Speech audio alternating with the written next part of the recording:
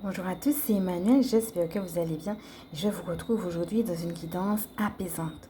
Nous sommes dans un challenge que j'ai intitulé Faire revenir la lumière, qui a été dense. Donc il nous reste un dernier jour et on va commencer par laisser descendre tout cela. Donc n'hésitez pas, si vous me prenez en cours, à y aller, puisque nous avons déjà fait jusqu'à 5 jours. Donc, je l'ai conçu véritablement comme un parcours avec une progression. Allez vraiment du jour 1 au jour 5, puisque cela va crescendo.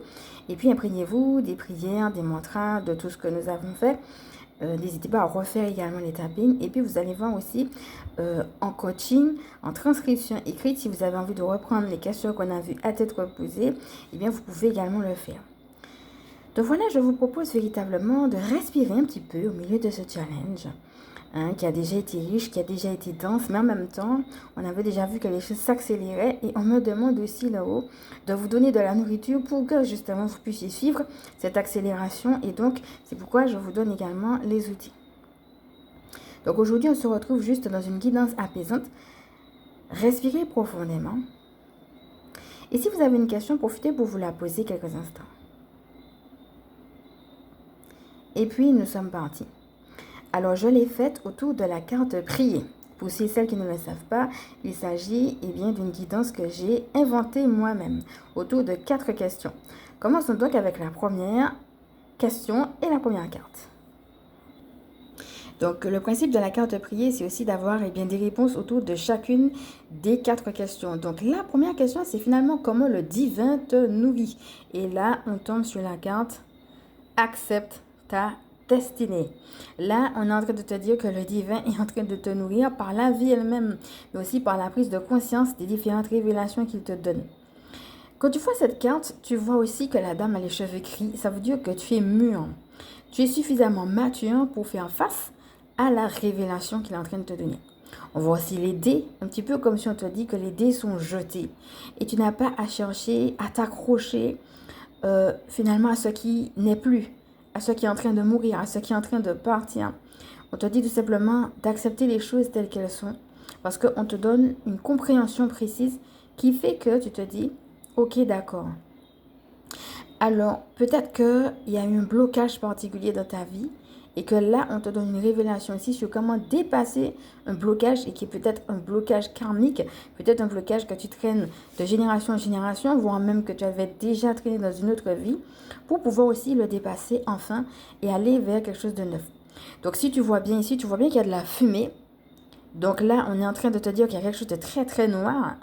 Le principe du challenge est de dégager la noirceur. Ben là, c'est ce qu'on voit. On voit vraiment, il y en a le chiffre 8. C'est un chiffre de libération karmique, comme je disais. Et en même temps, un chiffre de plénitude et d'abondance. Là, on est en train de quitter la noirceur pour aller vers la lumière. Tu vas vers une abondance. Donc, tous ces oiseaux de malheur-là, qu'est-ce que ça peut être?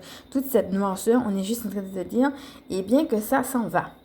On voit la personne, elle est sur un balai, elle est dans les airs et elle est drapée aussi avec des couleurs violettes et bleues. Donc c'est vraiment que tu es porté par le divin, porté par la vie elle-même, mais aussi ça parle de voyage chamanique.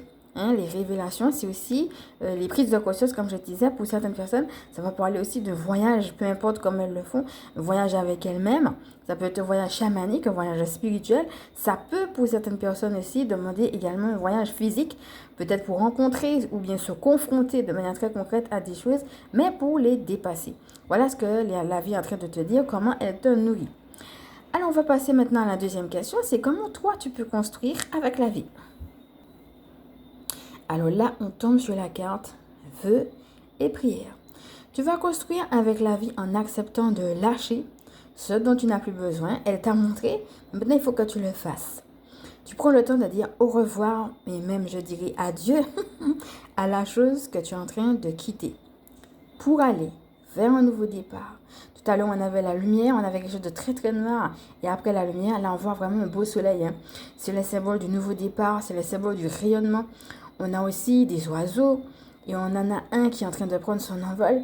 Il est en train de te montrer l'exemple. Il faut vraiment déployer tes ailes, prendre ton envol. On dit que le chat et le chien ne s'entendent pas, mais ici, on voit que le chat et le chien s'entendent. Donc, il y a vraiment une fête. On est en joie de t'amener vers ce nouveau départ.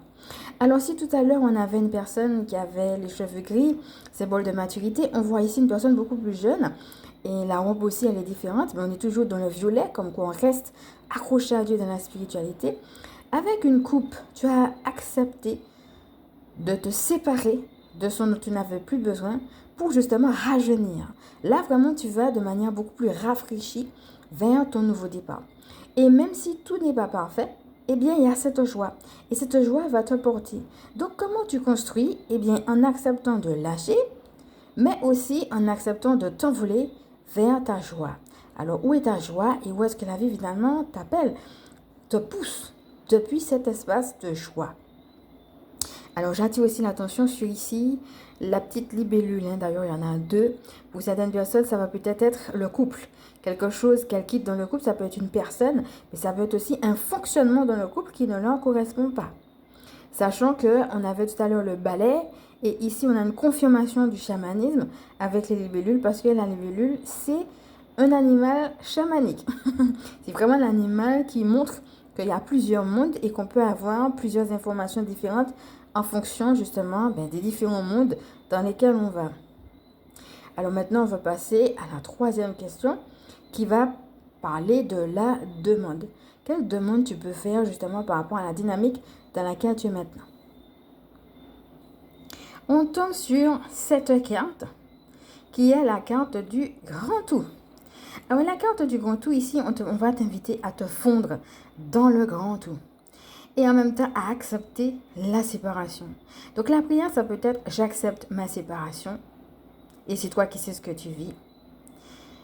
Alors je précise à toutes fins utiles que les guidances que j'ai fait ici sont intemporelles et générales. Donc tu es amené à ne prendre que ce qui résonne en toi et c'est valable à partir du moment où tu l'écoutes. Donc je me fonds dans le grand tout et j'accepte les séparations qui sont nécessaires. Voilà, ta prière, ça pourrait être ça. Ici, on te parle également des 4 éléments. Alors peut-être justement, pour certaines personnes, ça va parler comme ça, de la nature. Comment la nature peut te régénérer. Comment l'écoute de soi peut aussi te régénérer. On a également la plume. Alors pour certaines personnes, ça va être le signe peut-être d'une confirmation de quelque chose. Alors la plume, quand elle apparaît comme ça va être le symbole de l'ange gardien. Sachant qu'on l'avait eu tout à l'heure, je vais te la remontrer. Donc on a le symbole de l'ange gardien pour certaines personnes, ça va être une confirmation, soit tout simplement qu'elles sont accompagnées, donc de lui ou du grand tout. Donc ça peut être aussi soit en sécurité, sans toi protégé, je suis avec toi, je marche avec toi. Et ça peut être aussi si vous avez formulé une demande précise. Pour certaines personnes, ça va être une confirmation par rapport à une demande précise, particulière qu'elles avaient demandé. Alors je remontre la petite plume. Là on est vraiment dans les plumes. On avait accepté ta destinée. Ici, on est toujours dans les plumes, vœux et prières, la petite plume en bas. Donc voilà, on est dans les plumes et donc on passe à la dernière question.